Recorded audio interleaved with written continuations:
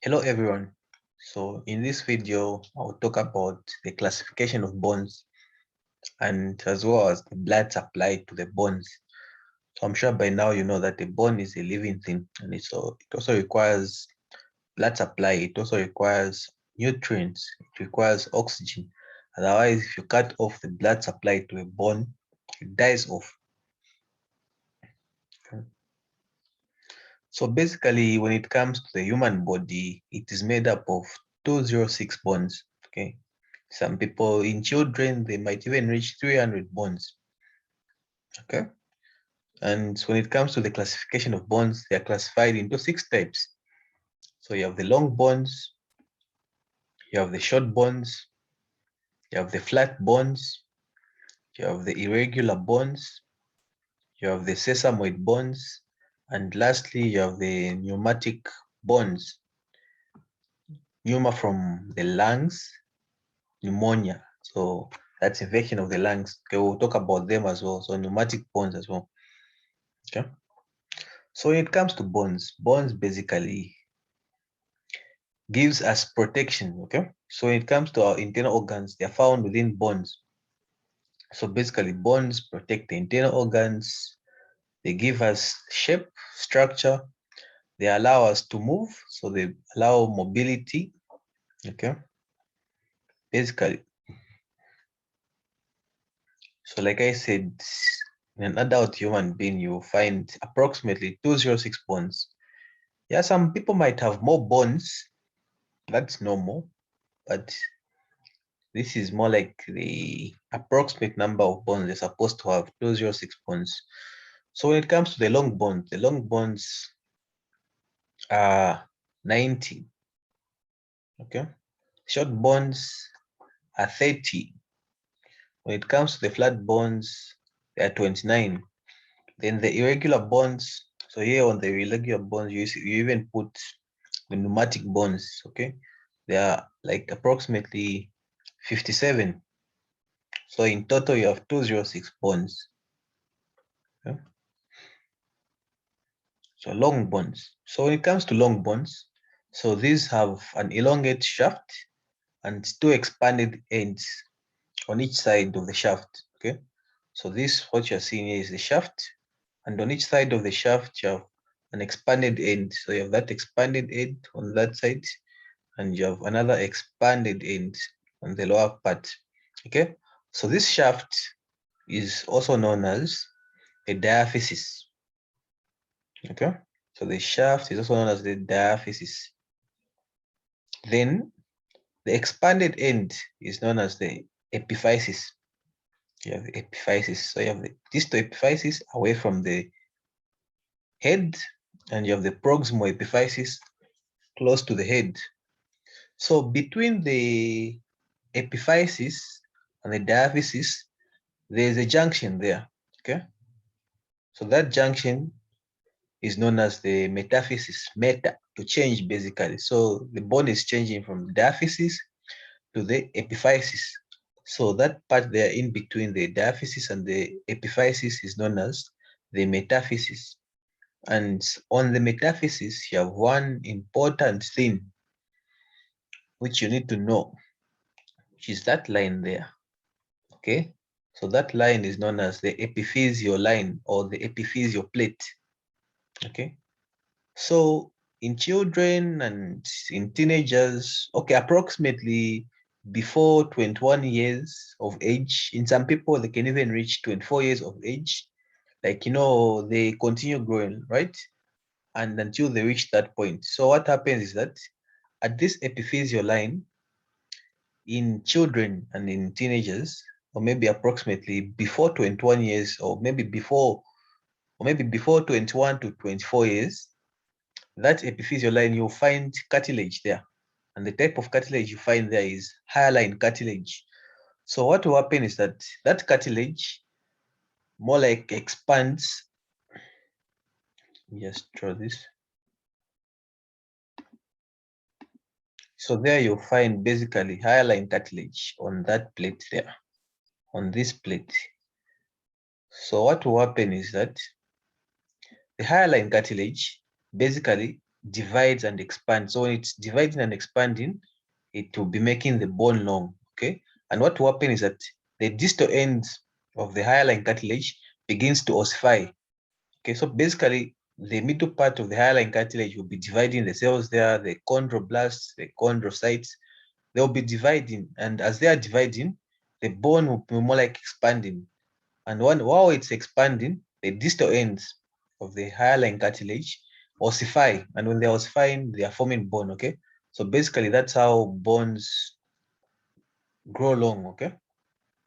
But that epiphyseal plate, when you reach the age between 21 years to 24 years, the entire epiphyseal plate, which is made up of the hyaline cartilage, is replaced with bone. And once it has been replaced with bone, therefore you stop growing, okay? So which means you've reached your maximum height. So this same development, it differs among us ourselves, based on the race, the genes we carry.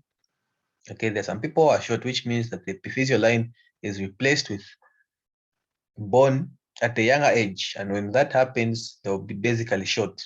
Okay. So that's all about the metaphysis. So know the metaphysis, know the epiphysis, and know the diaphysis. Okay. And when it comes to long bones in children and in teenagers as well, that's where blood is formed. So you will find the red bone marrow in children and in young adults. Okay, that's the main source of red blood cells. Hematopoiesis basically takes place in long bones in children and young, like teenagers, basically. Okay, so as you grow old, the red bone marrow is replaced with fat, and when that happens, it becomes the yellow bone marrow. Okay, so in an adult like you guys right now, you have yellow bone marrow inside your long bones, okay? But when you are young, that part used to be the red bone marrow, just by the name red bone marrow, okay? That's where red blood cells were being produced. But as you grow old, the red bone marrow is replaced with fat and it becomes the yellow bone marrow. And the cells that will now be producing red blood cells will be the flat bones, okay?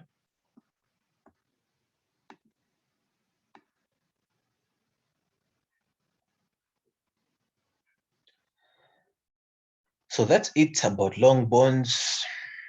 An example of a long bone, because you are going to start doing the upper limb. So an example of a long bone is the humerus. And I'm sure you know the humerus. Okay, the bone on your arm there, that's the humerus. Then on your forearm, you have two bones. You have the ulnar bone and you have the radius. Okay, all those are long bones. When you go to your hands, you've seen your digits. It is made up of those two bones known as phalanges. So phalanges are also long bones. So you have a lot of long bones. When you go to the leg, you have the thigh bone there, which is the femur. Okay, the strongest bone, the heaviest bone. When you go to your leg, you have the tibia, the second strongest bone, the second heaviest bone. You have the fibula. Okay, you have a lot of long bones. Approximately there are 90 long bones. Okay, there are a lot.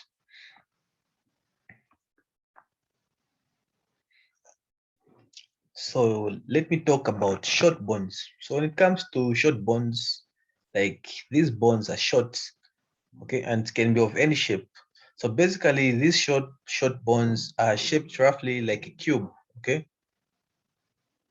And examples of short bones, you have the carpal bones. So when it comes to the wrist joint, so this is basically your hand there. So that is your thumb there, made up of that bone, the metacarpal bone, which is a long bone, and you have the phalanges at the end there. Okay, so these are the metacarpal bones on your hand. Okay. Then at the wrist there, at the wrist joint, you have carpal bones. There are 8 in total, and you'll need to know them. Okay. You have 8 carpal bones, and all those 8 carpal bones are short bones. Okay, then there you're going to have that bone, which is the radius. Then you have the ulnar. Okay, so basically the carpal bones are short bones. Then when you go to your leg, at the ankle joint, okay, so that is where you step there. So okay, So tarsal bones, there are 7 in total, okay? And there are also short bones. Okay, so these are examples of short bones. You have the carpal bones, you have the tarsal bones. Okay. Flat bones. So when it comes to flat bones, they are flat in appearance. Okay. And that's where blood is produced in adults. Like I said, long bones, they stop producing blood. The red bone marrow is replaced with the yellow bone marrow. Okay. So when it comes to the flat bones, the cranial bones, flat bones, that is the frontal bone. You have the parietal bones. Okay. So you have the sternum there. So the sternum is a flat bone. You have the ribs. The ribs are flat bones. Okay. You have the scapula, which is a flat bone at the back. Okay. So basically, flat bones are flat in appearance, and that's where blood is produced in adults. So blood is produced within these bones, and it is taken into the circulation. Irregular bones. So when it comes to irregular bones, they have an irregular shape, basically. Okay. So these irregular bones, an example of irregular bone is the vertebrae. When you look at the vertebrae, each vertebrae, they have an irregular shape. Okay. You have the hyoid bone there. Okay. The hyoid bone is an irregular bone.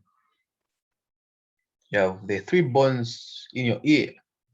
Okay. You have the malleus, the incus, and the stapes. So these are responsible for transmitting sound, okay, coming from the outer ear, taking it to the inner ear. Okay. The ribs are flat bones. So here I think they made a mistake. So the ribs, the sternum, these are flat bones. So don't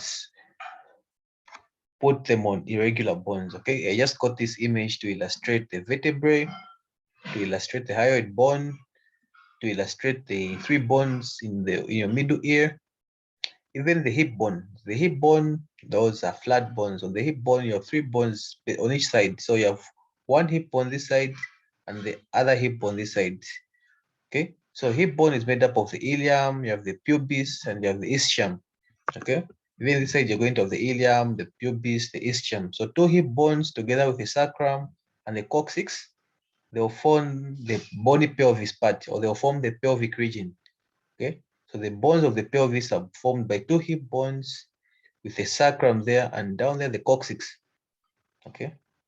So the hip bones are flat bones or irregular bones, sorry. Okay. Basically, they provide support and protection, and also to allow flexibility. Okay. As you can see, the vertebrae protects the spinal cord. Very important. Okay. Hip bone, you have a lot of structures there. You have the bladder, you have the uterus. Okay, you have a lot of things in the pelvic region there. Okay. Sesamoid bone. So when it comes to the sesamoid bone, this is a bone that is embedded within a tendon or muscle, or even within a ligament. Okay. So it is derived from an Arabic word sesam, which means sesame seeds. Okay. Indicating that these bones are small. Okay. And when it comes to examples of sesamoid bone, you have the patella there at your knee joint. You have the patella. The patella is the biggest sesamoid bone in the human body. Okay. So you have the patella. The patella is found within the tendon of the quadriceps muscles. So you have the quadriceps muscles there. On the thigh, you have the quadriceps muscles. You have that muscle, the rectus femoris. You have the vastus intermedius, no, vastus medialis. On the lateral aspect, you have the vastus lateralis. Then below the rectus femoris, you're going to have the vastus intermedius. So those 4 muscles are known as the quadriceps muscles, and they have 1 tendon. So that tendon is going to pass through the patella to insert on the tibial tuberosity. So this is the tibia. So the quadriceps muscles, they form 1 tendon that will pass through the patella. It will more like house the patella, and it will go to insert on the tibial tuberosity. So the patella is a sesamoid bone. It is not in contact with any other bone. It is found within the tendon of the quadriceps muscles. Okay. Another bone is the pisiform. I talked about the couple bones. Okay, the couple bones, those were short bones and they're found at the wrist joint. Basically, that's your thumb, that's your index finger, that's your middle finger, your ring finger, and your little finger. So at the wrist joint there, you have the couple bones, which are 8. You need to know them, okay? So you have the scaphoid there. After the scaphoid, you have the lunate, you have the triquetrum, you have the pisiform, you have the hamate, you have the capitate, trapezium, trapezoid. So the pisiform is a sesamoid bone. It does not articulate with any other bone. It is found within the tendon of the flexor carpi ulnaris muscle, which is the muscle on the anterior forearm. Okay, so the pisiform is an example of sesamoid bone, and the biggest sesamoid bone being the patella. Pneumatic bones. So when it comes to pneumatic bones, okay, these are bones which contain an air-filled cavity within them, okay, and they are mostly found on the face. An example is the maxilla. So the maxilla is that bone there above, and within the maxilla you have that air cavity, air space known as the maxillary air sinus.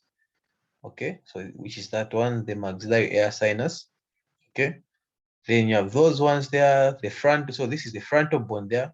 Then within the frontal bone, you have those two air sinuses known as the frontal air sinus. Okay, you have that one there. So that is the sphenoid bone, and within the sphenoid bone, you have the sphenoidal air sinuses, you have the ethmoidal air sinuses. Okay, so basically, these air sinuses are very important simply because they allow you to lift your head. Okay, so if the bones of the face were completely like just normal bone without any airspace, like you'd even be failing to carry your head. So these air sinuses just make the head light so as you can easily carry it. Okay, so if these air sinuses, if there's an infection, when there's an infection to any of these air sinuses, there'll be fluids and all that, so the head is going to be heavy. The patient can even be failing to carry their own head. Okay, so these air sinuses are very important in making the skull or the head light so as you can easily carry your head. Okay,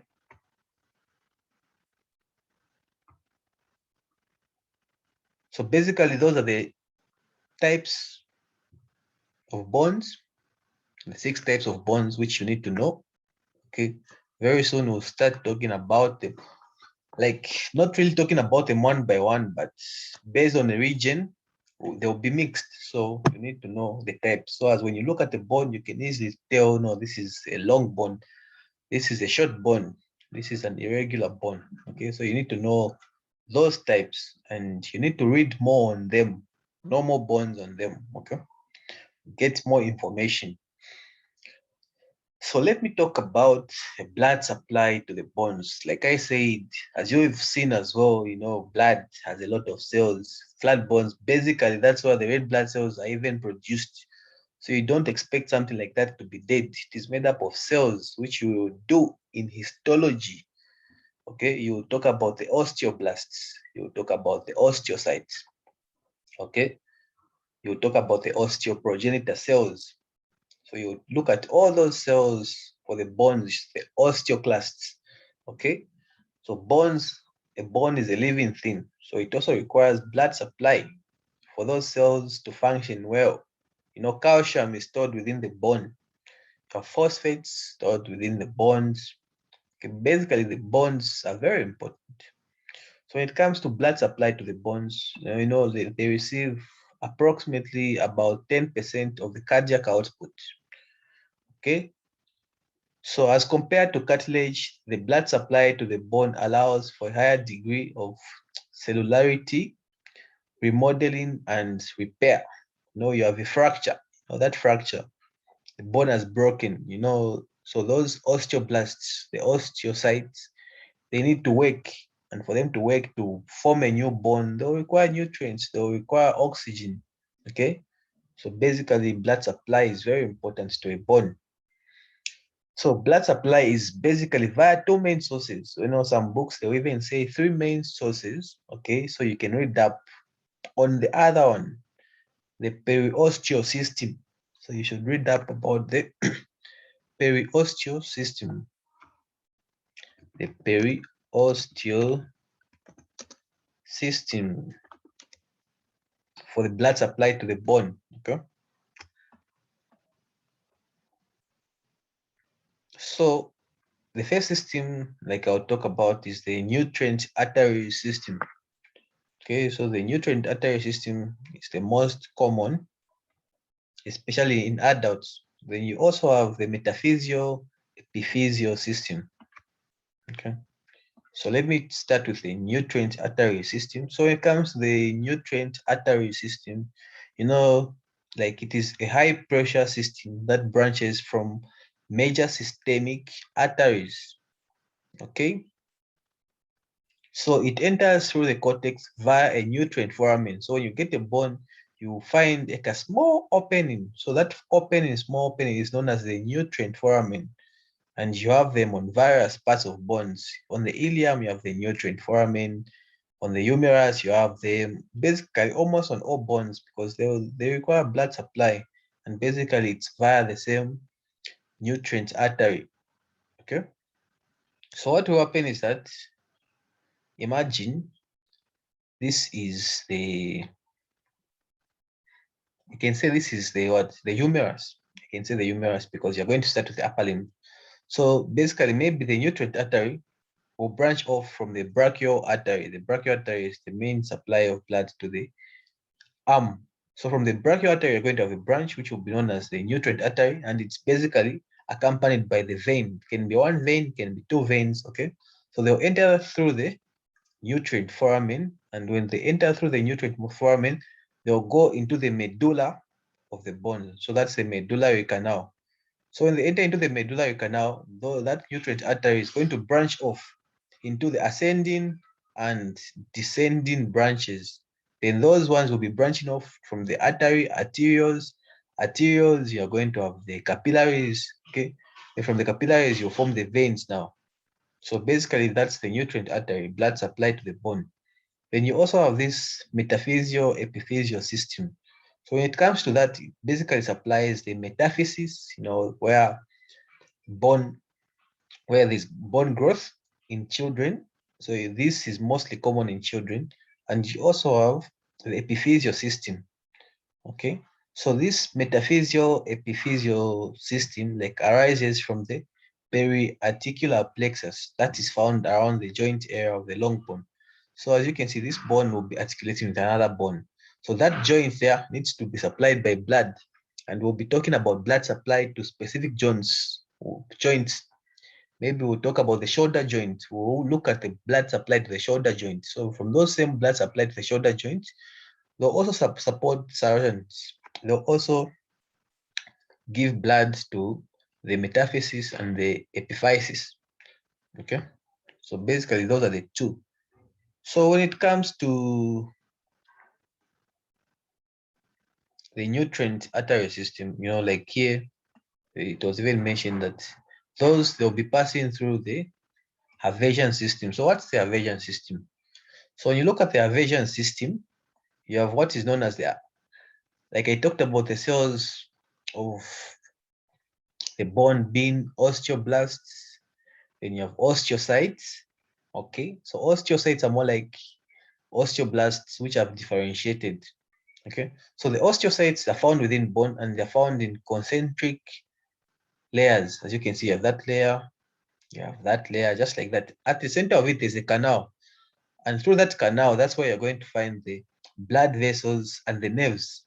Okay, so basically from there, blood will now be like the nutrients, the oxygen will now be going through the bone itself like that.